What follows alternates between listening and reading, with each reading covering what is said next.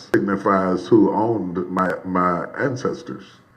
So to reach beyond the boats and beyond the chains I came from and was in fact free, and to understand that my ancestors were something before they were a slave, uh, is extremely gratifying, and really confirms why I have such fascination with the continent of Africa and always have. My whole house is decorated with African art. I always wanted to see what success looked like my color. And in this country, that growing up as a boy, that was a rarity. And so most of my house has African art in it. I often wear African attire. I bought this when I preach. I find them very comfortable. I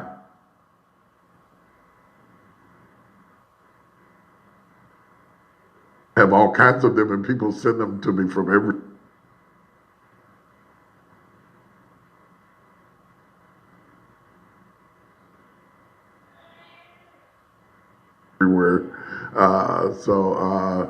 I often preach in them, and I have a huge following in Lagos, Nigeria, and even above Dallas, and then Nairobi, Kenya, and then Atlanta. So it's pretty global, but I have a strong constituency in South Africa and Mozambique, and so we talk back and forth. So when I'm in Nigeria, I experience the food, and so I'll eat the fufu and the jollof rice, and have those kinds of experiences, and it's really nice to me, really nice. Okay, let's talk about the food you have had in Nigeria. Can you, aside the food, what soup have you had in there? Have you had like local Igbo made food? Oh, I probably had more than I can name, because I go to Ghana quite often, Accra, and I go to Lagos quite often, and some of it I don't even know the names of. What I have learned about the food is that it is almost always hot and spicy, and and so I've been trying to duplicate the spice. You cannot find that particular type of spice in the United States. So now I'm trying to get our oxtail to taste like yours. Make oxtail now. Yeah.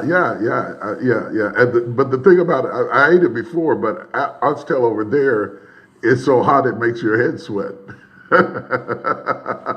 And I liked it. You know, I liked it. So I'm trying to imitate it. I haven't been able to do it, but I try. Right. All right. So let's talk about the governance in Africa, and I don't know if you follow the politics in Africa, in Nigeria particularly. Just a little. Okay. So if you follow it, you would know that the Igbo people have been fighting for. You understand what I'm saying now? He was asked, he was asked, he was asked if he's been following the politics in Africa, particularly in Nigeria. But he said just a little bit. This is the reason why I say that people are beginning to identify themselves with the Igbos, with Biafrans. Now, it is our duty to make sure that we tell them exactly what is happening. This is the thing that he had to know, because you don't know nothing. Imagine a BBC interviewing him. They even tried to even raise the topic of politics in Nigeria. You understand what I'm saying now? So BBC is not in the best interest to explain to him exactly what we are passing through. BBC is not in the best position, but we can say that it is a work of God that to make them to interview this man, because they are looking for popularity. You understand what I'm saying? They are looking for cheap popularity. You understand? So I'm just so happy that I ran into this video, and it's quite about 45 minutes long, so it's a very long conversation. The most happy thing is that the man identified himself with Biafrans, and now they are going to politics. Let's listen, because this is equally my first time to watch it. Secession from Nigeria. And if there was the Civil War in 1967, that's like 50 years ago. You understand what I say? She don't even know when the war was a war. There was a war in 1950. That is what she said. That is why I say, like I said, I've not watched this before. This is my first time, but I ran into it. I just listened to it. I said, I have to bring you to the program. You understand what I'm saying? She don't even know when the war was. She said there was a secession. This is what a secession. God punish you, the idiot. Say there was a secession in 1950 or so about. Let's just go back a little bit and just listen to that part again. Nonsense. But I ate it before, but oxtail over there is so hot it makes your head sweat. and I liked it. You know, I liked it. So I'm trying to imitate it. I haven't been able to do it, but I try. All right. So let's talk about the governance in Africa. And I don't know if you follow the politics in Africa, in Nigeria particularly. Just a little. Okay. So if you follow it, you would know that the Igbo people have been fighting for secession from Nigeria. God punish you then. Yeah, there was the Civil War in 1967. That's like 50 years ago.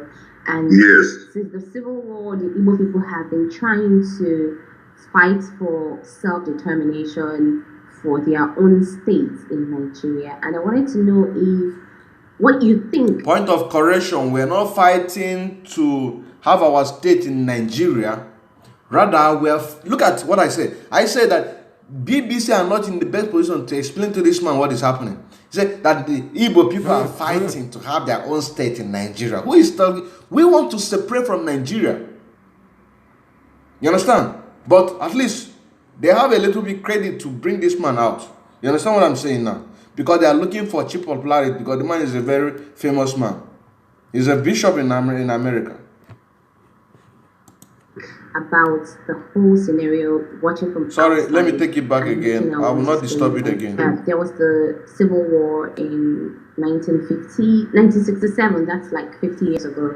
And yes, since the Civil War, the Igbo people have been trying to fight for self-determination for their own state in Nigeria. And I wanted to know what you think about the whole scenario, watching outside and looking at what is going on and the whole agitation fighting about it, and how the Igbo people are managing the whole situation. I would be reluctant to go too far in giving advice on a political matter of that magnitude. I think it's very, very important that the people who address it are the people who live in that environment. Having said that, I still think that every people need to have representation on the highest level of government, whether that is through a democracy that includes representation for all people, or whether that is independence is to be determined by the people themselves. But I deeply respect and understand that there is a passion amongst many Igbos to recede from Nigeria and to develop their own influence and culture and so forth. And I think that we are still grappling with the after effects of colonialism and trying to my understanding of colonialism, you had superimposed upon you one way of looking at yourselves that were totally different from how you had seen yourselves before. And consequently, colonialism in some ways affected you like slavery did us. And so we're still trying to untangle ourselves to have representation on the highest level of government. Whether managing the whole situation, I would be reluctant to go too far in giving advice on a political matter of that magnitude. I think it's very, very important that the people who address it are the people who live in that environment. Having said that, I still think that every people need to have representation on the highest level of government, whether that is through a democracy that includes representation for all people, or whether that is independence is to be determined by the people themselves. But I deeply respect and understand that there is a a passion amongst many Igbos to recede from Nigeria and to develop their own influence and culture and so forth. And I think that we are still grappling with the after effects of colonialism and trying to my understanding of colonialism, you had superimposed upon you one way of looking at yourselves that were totally different from how you had seen yourselves before. And consequently, colonialism in some ways affected you like slavery did us. And so we're still trying to untangle ourselves from the after effects of some of the atrocities that did not dignify us with a deeper understanding of how we choose to see ourselves. They were more interested in the land than the people. And so they divided up the land at the expense of the people. And I think we're still trying to overcome that. And I say we because we were there too. And at the end of the day, we need to find a way to re-understand ourselves beyond white supremacy and dominance and colonialism and reconnect as a African family, regardless to what tribe we are. So how do you perceive governance in Africa? Work of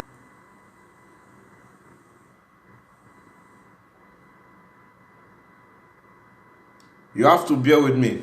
Like I said, people have to identify because of work of IPOB. There is no way that this man will Generally, identify. not particular to Nigeria now, governance in Africa. There is no way this man will identify himself. You understand what I'm saying now? Africa and East Africa. In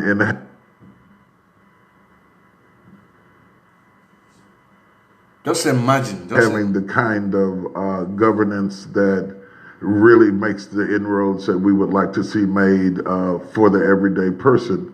I am hard.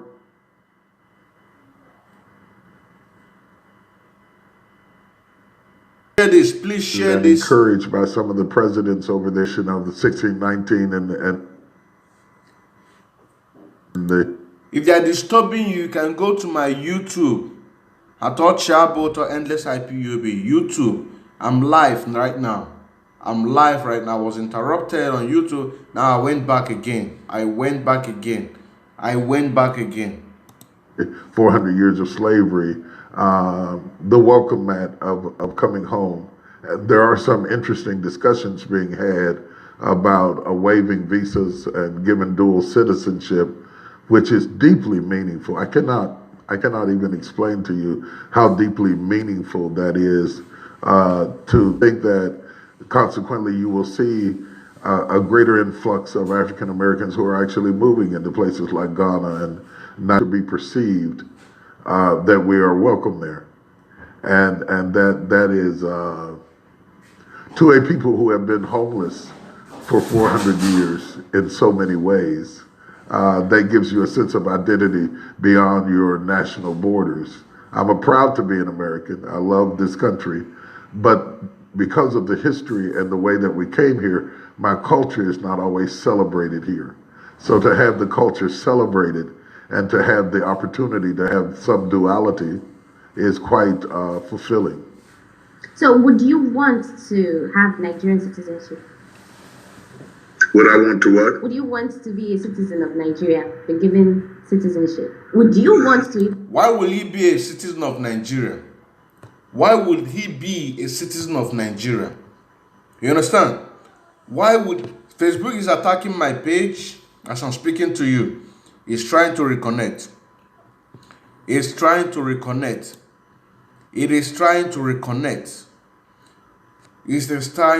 Why would he want to be a citizen of Nigeria? That is an insult. Like I said, please go to my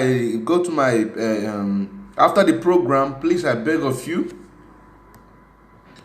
After the program, please, I beg of you. Omo Chineke. Omunnem. Because konga subscribe na my YouTube. Ga subscribe na my YouTube. The link in on no. The link in on no. At IPOB endless. Ochaboto Endless IPOB. At Ochaboto Endless IPOB. Because subscribe on my YouTube. I'm under attack right now. I'm under attack. I am under attack. I want to say something before they cut me up. I want to say something. We're going back now. We are going back now. We are going back. We must preach this gospel. We must preach this gospel. Today is 23 September 2020. Today is 23 September 2020. And we must preach this gospel. We must preach this gospel. Please, after this program, the link is up there. My YouTube link is there at Ochaboto Endless IPOB. That is my YouTube, also my Facebook page. Please subscribe and like, because each time I'm live, I'm always live on the Facebook and the YouTube. So if you have problem on the YouTube, because sometimes they don't allow me to make live video or to post. Even right now as I'm speaking, I cannot even join a group. I can't join new IPOB group. You understand what I'm saying now? So the woman from the BBC asking the man if he would like to have a Nigerian passport or a Nigerian citizenship. That is an insult. That is an insult. That is why I say that this man is not in the title, he's not in a position to do what? To have, but we thank God that she brought it up. We thank God that she brought it up. Borders. I'm proud to be an American. I love this country, but because of the history and the way that we came here, my culture is not always celebrated here. So to have the culture celebrated and to have the opportunity to have some duality is quite fulfilling. So would you want to have Nigerian citizenship? Would I want to what? Would you want to be a citizen of Nigeria, be given citizenship? Would you want to even apply for a citizenship would you want to do that? What I would like to see, I think whatever presidents open up the door where they provide dual citizenships for African Americans is definitely going to get a response. Because I travel back and forth over there quite often, it would simplify the whole process. And to be honest with you, there's a huge opportunity for Africans of all parts of the continent and African Americans to come together for business, for prosperity. I was planning to host at Martha's Vineyard, which is an area where a lot of prominent African Americans meet in August. I was planning to host this year a intercontinental summit for Africans, Caribbean leaders, and African Americans to discuss ways in which we can do business, we can trade, we can close the middle passage and reconnect as an African family. And I think from a business and economic perspective, the time is now. And it is accentuated by the fact that we have the kind of technology that makes it possible for me to be sitting in Dallas, Texas, and talking to you in Nigeria. That was an opportunity our parents and our grandparents did not have. But I don't think that we are using those opportunities to their fullest capacity to create trade and aid and assistance and cultural awareness. And sometimes when we are dealing with pandemics such as the types that we are dealing with now, it creates an opportunity for us to have dialogue. We have adopted a hospital in Kenya, and we're able to send ventilators to that hospital. We have more reasons to be together than we do to be divided. We have dug quite a few boreholes in different parts of Africa and built houses, particularly in South Africa. I think we are better together than we are apart. But there's that movement now in America, specifically, where some people are saying some people are more African than others. Some people are black. I don't know if you have come across that. So there's that divide amongst the African American and the Africans now, where African Americans are saying that, you know what, Africans didn't go through what we went through, and they can't come here and be who we are or take our space. This is our space. So, and you're now seeing the fight between brothers, people that are supposed to work together, make things work. That is the Willie Lynch letter, 1712. Please go and read it. Go and search it and read it. The Willie Lynch letter is at work. You understand what I'm saying? The Willie Lynch letter, 1712. Go and Google it and search it after this program. That divide, there's that struggle, and we are making each other uncomfortable. How do you see that? I think that is fading away. I think that education and information and conversations like this help to dispel some of the biases that are inherent. I would want your audience to know that we are not monolithic, that all African Americans do not think the same, no more than all Nigerians think the same. And so the comments of a few do not represent the sentiments of us all. And the final thing that I think is a very strong conduit is I think that the church has a tremendous opportunity to be a bridge. We sing each other's music. We wear each other's clothes. We have a deep. Let me tell you something. Every African American I know went to see Black Panther, and you can't tell them that there's not a Wakanda somewhere in Africa. So and they all were dressed in African clothes, and then we need something that you has who 80% of the jobs in this country are going to be in the area of STEM and STEAM. I don't think that there is as much animosity or division as is perpetuated by the media. All right, just to take you back a little bit to what you said earlier about governments being open for dual citizenship. Before that, they are from. Would you advise other African Americans who are confused as well about where they are actually coming from to go the same routes that you took? Not only that, not only do I think that they need to know their entire story, that it does something for your identity and your self-esteem, much like Jews do in their understanding of Israel. No matter where they are in the world, there's still some solidarity they have to where they came from. In that same sense, I think we benefit by making those connections. Several years ago, you will remember that I had several years before that, I was in Kenya and brought our choir on a plane. And it was the first time that almost 90% of them had ever set foot in Africa. And you have to understand that most African Americans don't know what to imagine when you say Africa. Their ideas about Africa are images that they see on TV.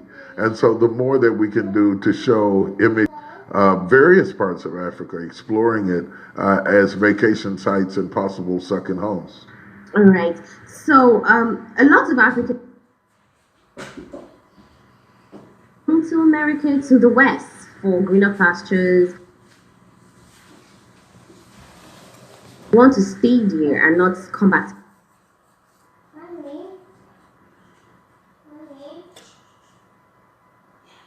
to Africa. So would you advise Africans to stay home or at least come back home when they get what they are looking for outside there, so that Africa can be better for you that are trying to come home or trying to look back at your roots, to have something to come back to? I think that the more that we explore each other, the better we are as a civilization. I think it's good for us to come there. I think it's good for them to come here. I think people who are well trained on the economic fluctuations, the medical fluctuations, and the opportunities that exist. Much like early civilizations built cities around waters, people build community around opportunities. I do think that opportunities are emerging in Africa.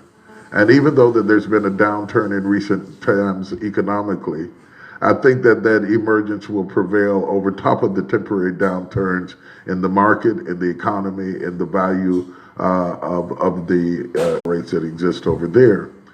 To say to them that they should come home, I think that, but people generally build civilization throughout history around opportunities. And the greater the opportunity, the greater likelihood there's the best and the East without being cannibalized by it. I think that every time I go, Please, you can come and join me on the YouTube. They are attacking my laptop, they are attacking my device using to advancement is record this staggering, program. and that staggering They are attacking everything. You can come and join me on YouTube. in the various countries to negotiate deals with other countries and aid and negotiation. And when you think about the economy today, you cannot think about the economy in isolation by tribe or by nationality or by color. It is a global economy. And because it is a global economy, we are increasingly a global civilization. People are moving everywhere, flowing everywhere, as is their capital, as is their music, as is their food, as is their culture. You can't sequester anything about you and keep it within borders anymore because the borders are all torn down by technology. And I think we have to understand that in order to go forward. It is an antiquated idea, in my view, to think that we can build walls around people and isolate them and make them and harness them behind those walls when technology has torn down the walls. So we're watching Nollywood movies on Netflix, and it's the third largest producer in the world. So all of a sudden, I'm watching a movie that was shot business to say to business, you only do business right here. You do business where there's opportunities. You're never going to untangle us. We were one before. And so I think that you have to be prepared to let people explore the planet. And where, in order to get them to come back, you can't make them feel guilty into coming back. You have to create opportunities for them to want to come back to. All right, you have been to Africa in different parts. You have toured Africa a lot, and the representation of Africa that we have in the Western media is not what we Africans love to see. So how can we change that story? The kind of picture they paint for people in America, for people in the West about Africa, it's so one-sided that it's not what we want to see. So how can we change that story? I think that one of the greatest and smartest things that has been done. Please share this message, share this. Please share it. Please share it after the program. Please go to my YouTube and support. Please, I need your support. Ụmụ Chineke, ụmụ Biafra, ụmụnne, biko, onye ọbụla ka support anyị. Share enye biko. Was Nollywood, because now you control the images that we see. Now you get to tell your own story.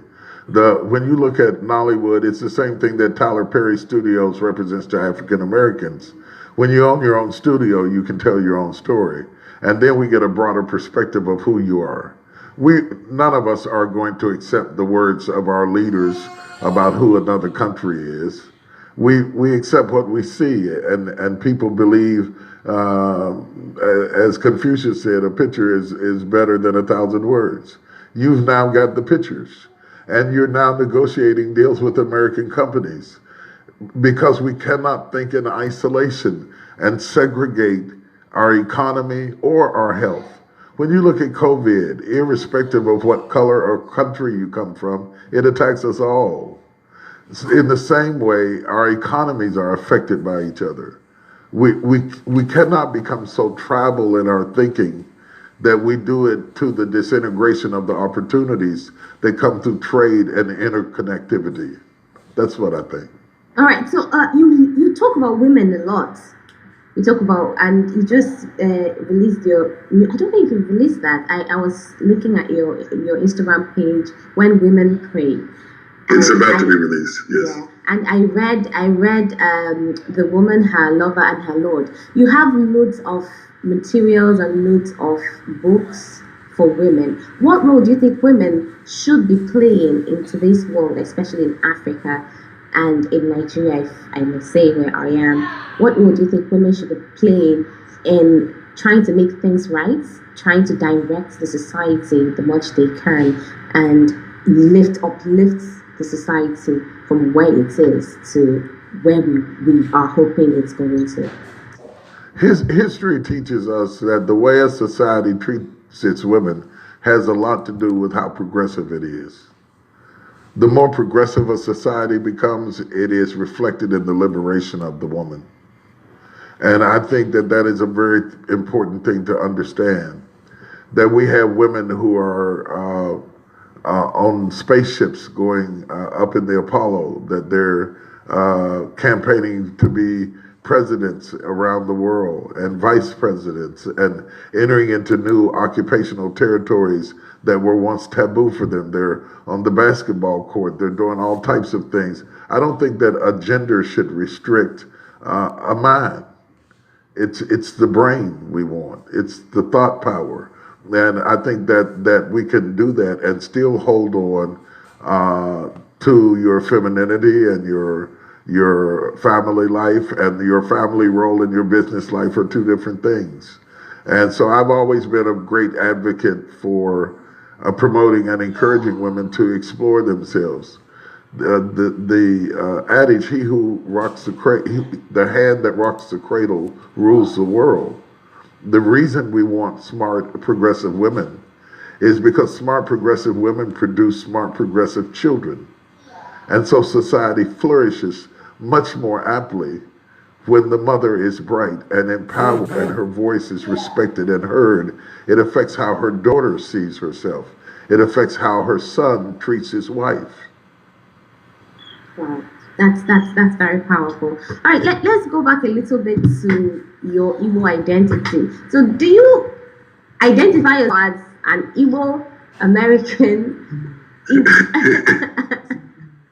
Do you have you adopted an Igbo name yet? No, I have been given. I cannot even pronounce it, but I have been given an Igbo name. Can you spell it? No, I can't even spell it for you. But I have not identified myself as an Igbo American. I still identify myself as an African American. But I'm very quick to tell people that my ancestors were Nigerian and they came from Africa. And it wasn't even Nigeria at the time. So they came from West Africa more aptly. And they were Igbos. I will tell you in a minute. The reason I'll tell you that in a minute is because I'm very proud to have that question answered over my life. But it has not changed how I fill out forms or documentation or my citizenships or things like that. What it has done is healed a hole that I didn't know I had.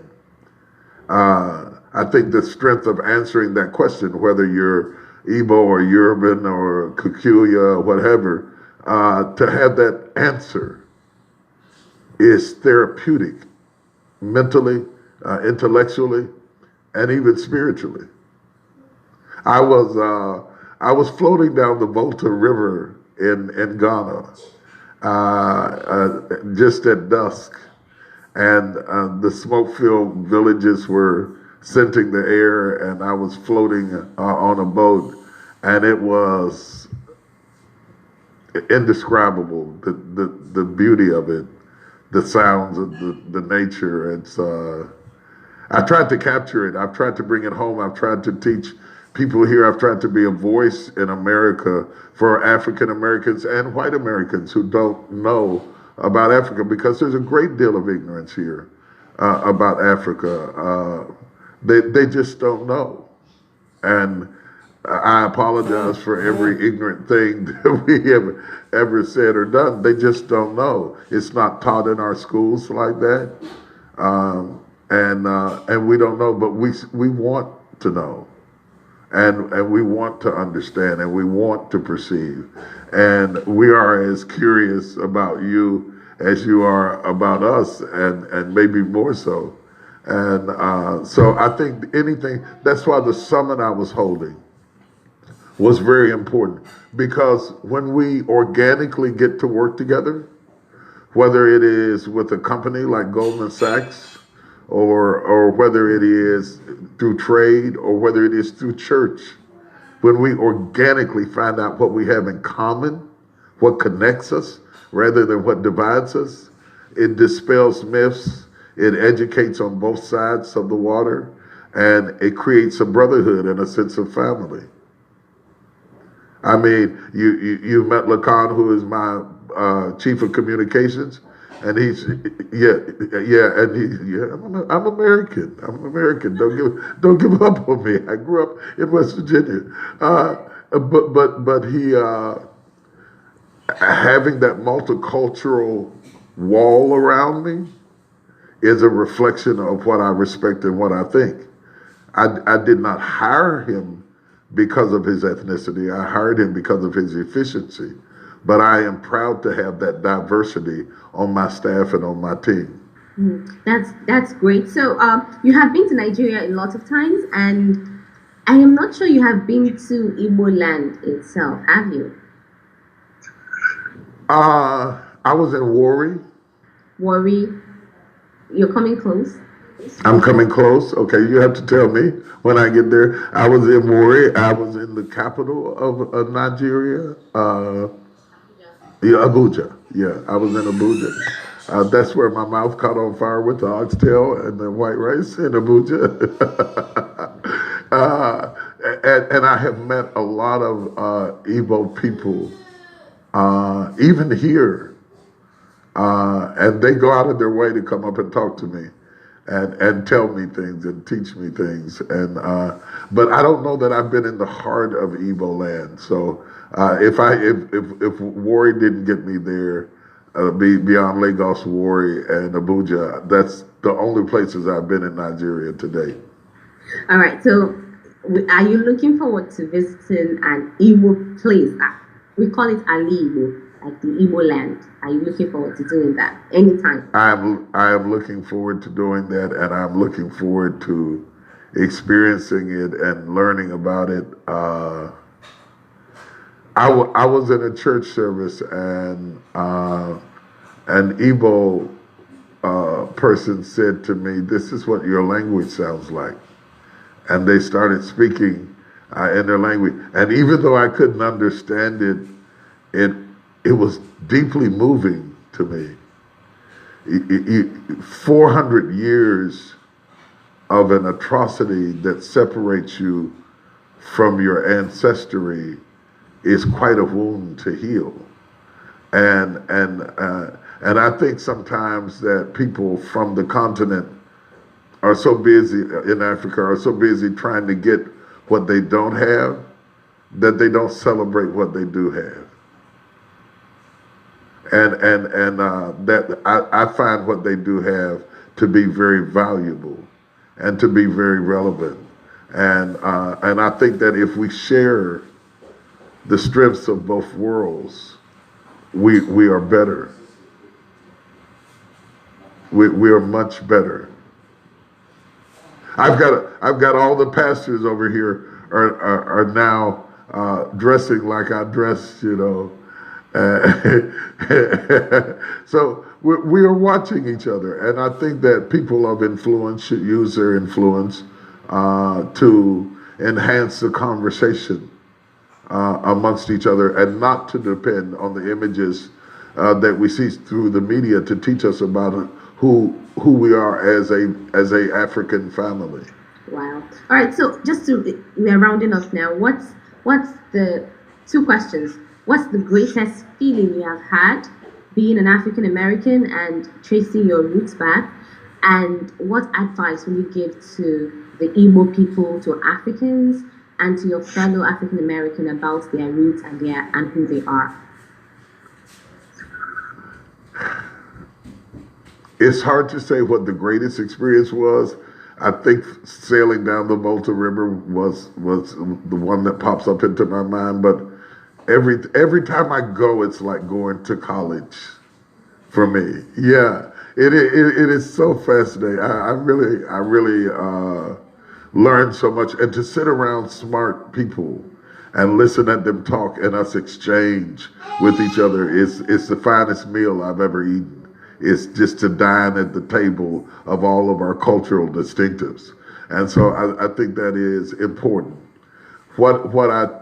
My hope for the Igbo people, for the African people, for all people, is that as superpowers come in and add so much technology and advancement, that the culture is not snuffed out in the process, and that you understand that ownership is critical in the deals that you make around the world.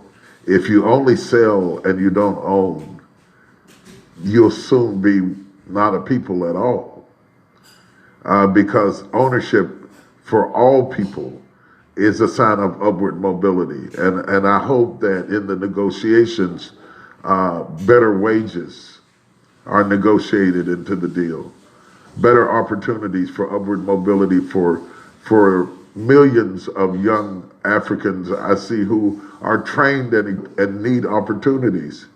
On the other hand, there are hundreds of thousands of jobs in the U.S. that need those intellectual properties. And so we've got to find a way to bridge this gap so that people can eat and live and educate and grow effectively. If we don't learn how to dwell together as brethren, we will die together as individuals. Your business interests in Africa, where are they located? Do you have any plans for Nigeria at all? Yeah, well, I'm looking at the whole continent, and I'm not looking at it necessarily at particular countries, but where there are opportunities, particularly real estate opportunities for community development, for workforce housing, particularly interested in working with either affluent people who want to partner or government officials who are concerned about increasing workforce housing. We can do any type of housing. We can also collaborate on bringing retail, hotels, things like that into areas if the conditions and the circumstances are correct. I'm the CEO of TD Jakes Real Estate Ventures, TDJ Rev, and we do have a global interest in extending our business far beyond our borders. We're talking in the Caribbean. We're talking a little in Kenya, and we're open to have conversations if we can facilitate a deal that enables us to either bring retail lodging through partnerships that we have, or workforce housing into various areas of Africa. I'm very open to having those types of conversations. How easy has it been for you doing business in Africa? It has not been easy. It has not been easy. And one of the reasons that I want to hold the summit is to untangle it in such a way that we can do business more effectively. And I'm very interested in partnering with like-minded business people who we can get past the corruption, we can get past the red tape, and do business amongst ourselves. There's got to be a way. There's got to be a way that reasonable men can sit down at the table and we can do like other people of the world and do business, and both people walk away having their expectations met. And I think that integrity is important in success. So I'm very interested in that. And so through our foundation, for example, we do STEAM programs, which is a variation of STEM that adds arts. And we had 5,000 students from around the world to attend our virtual experience for STEAM programs. That is just an example of the things we can do. We want to bring hotel chains and workforce housing and retail opportunities and collaborative efforts if the business deals are integrous and forthright. And there are business deals to be had over there, and there are people with integrity over there. But getting through the maze when you're an outsider is quite complicated. So in maybe 2 sentences, what is the greatest of the challenges you have faced aside this maze you're talking about? In this maze you're talking about? Trust, honestly. building a trust, and trust comes through relationship. And the same laws don't apply over there as they do over here. And so a lot of it boils down to trust. And there are certain things that people over there know about the business community that somebody from the outside could easily be hoodwinked, not knowing the history of the person. It's hard to do research over there. It's hard to do data acquisition over there to determine where are the best places to put the footprint. So Please, if this is your first time to join us, please, please, please. What we are talking about is to make sure that the people whom have not identified themselves with the struggle of Biafra should do so, because defending Nigeria is a suicide mission. And that brings us to this wonderful interview with this man you see here. A lot of us know him. He has identified himself with Igbo because of what IPOB are doing. And please, after this program or right now, you can subscribe to my YouTube channel because of what Facebook are doing to my channel, my Facebook page at Ochaboto Endless IPOB. Support and subscribe and like and share. Right now we are live in Facebook, also live in YouTube. So let's continue. It's just about 10 minutes round up, then we'll round it up. Thank you very much for your patience. it's not just about the trust of the people, but the land and the strategy of the cities going forward. Where is going to be the best place to put down a footprint for upward mobility? Those are the challenges. The opportunities, however, are endless. Every time I come to Africa, there's building, there's development, there's increase going on, and I think that there's a chance for us as African Americans and Africans to have a collaborative effort, because on the other hand, we don't have the racial complexities over there that we do over here. So it would be good for African Americans to be able to sit down at the table where we didn't have to fight through racism to get things done. So we would win because of that, and you would win because there are CEOs over hotels and corporations and airlines and all types of things that could add to the texture of the economic forecast for Africa. And we need to find a way to come together and clear the path and open up the door so that we can do business and so that we can create jobs and so that we can help each other without getting stuck in the quagmire of the loss of trust. And it's not just over there. Trust is eroding in America as well. And I think as long as our countries deteriorate in the areas of trust, money rests in trust. You put finances in a trust fund, and that's not just an accident or a play on words. Where there is no trust, there is no upward mobility. A few people will explode, but the vast majority of people will not. This cannibalizing each other's opportunities is detrimental to us on both sides of the pond. And so I want to have the kinds of conversation with trusted voices, with integrous voices, so that we can carve a pathway across the Middle Passage and be able to do things together. We have the same hair. We have the same skin. Why are we not producing our own products and sharing them amongst ourselves? We lack some of the same things. Our foods are related. Why are we not interconnecting in that way? I don't understand why there aren't more people who see the urgent need for us to connect on a business level. We connect on a spiritual level. We sing each other's songs. We listen to each other's music. If you got a blazing artist over there, we know it over here. Hip hop, everything else. When it comes to business, we have got to do better. We've got to do as good with business as we do with movies. You've got Nollywood. We're film producers over here. Why are we not collaborating together more effectively and disseminating content through technology? So all of those things are ways in which I think that we could enhance our relationship. As it relates to my literary works, I just released the book, or about to release, When Women Pray. It will be as much read in Africa as it is in America. Why can we not work together more effectively to disseminate content, material, and advertise it in such a way that we're able to share that message and that word? I have a pre-existing copy right here when women pray, and every time I hold it up, I get inundated with people from Nigeria saying, I live in Nigeria, how do I get this book? Why can't I get distribution over there? More distribution, effective distribution. Those sorts of opportunities await us, and film, and television, and music, and theater in all of its capacities.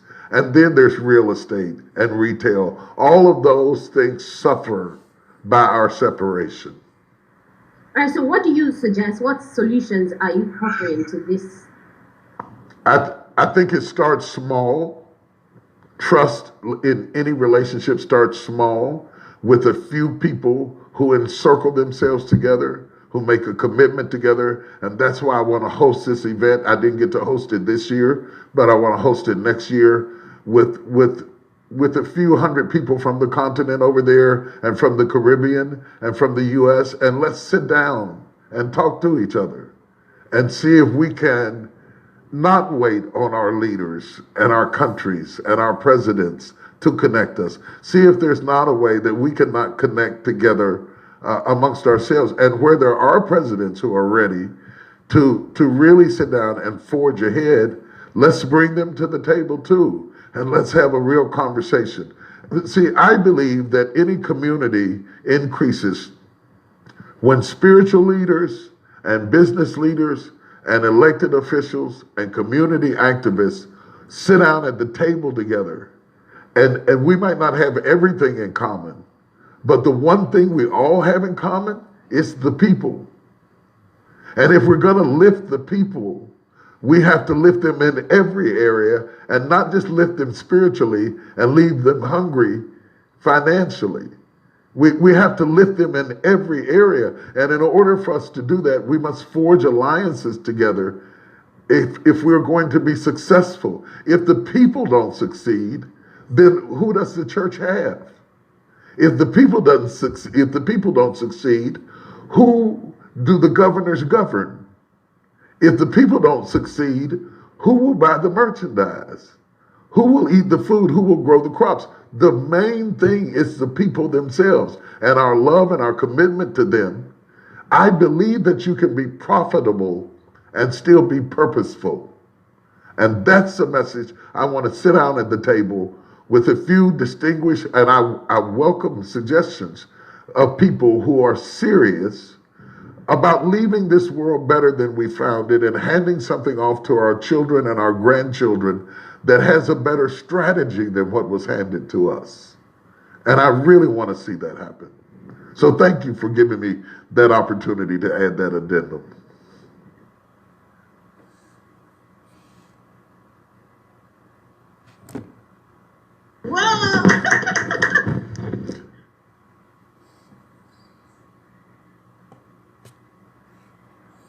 So, thank you very much for joining, and it was a very wonderful one. It was a very wonderful one that we can. This is going to shock you. To find our own brother to connect with us. Thank you very much. We'll see us again tomorrow, same time, from 11 to maybe 2 hours, then later in the night again. Thank you very much, and stay blessed. Stay blessed.